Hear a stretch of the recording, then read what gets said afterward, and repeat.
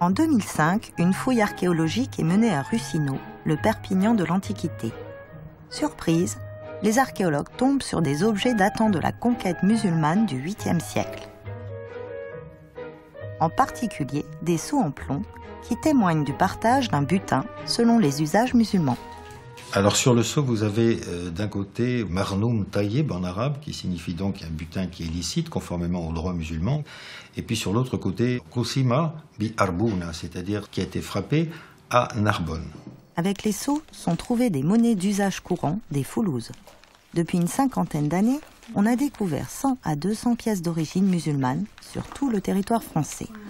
Elles racontent aussi l'histoire des relations entre la France et les pays d'islam.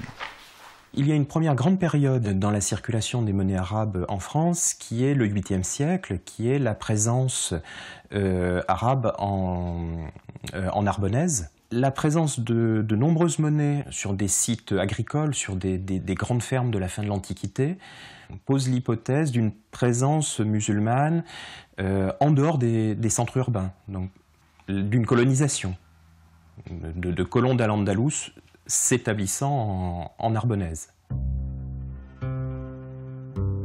Après la conquête carolingienne, on n'a plus du tout le même schéma. On trouve essentiellement des pièces de monnaie d'argent, donc de plus forte valeur, donc des dirhams. Là, il n'y a pas eu de présence musulmane, ni d'attaque, d'ailleurs. Donc, tout laisse à penser que ce sont des contacts commerciaux. Donc, tout le long des routes traversant les Pyrénées et jusqu'à la vallée de la Loire, on trouve des monnaies d'argent frappées en Al-Andalus et donc traversant les Pyrénées. On retrouve des monnaies arabes pour les 11e, 12e, 13e siècles. Et là, il s'agit uniquement de dinars, de monnaie d'or. Il s'agit plus probablement de mercenaires auvergnats du sud de la France, bretons aussi, qui sont allés combattre pour les rois espagnols contre les musulmans. Ce n'est plus la conquête, c'est plus le commerce, c'est l'économie de prédation. C'est la richesse d'Al-Andalus qui remonte en France. Conformément à la loi islamique, nulle représentation humaine ne figure sur ces monnaies.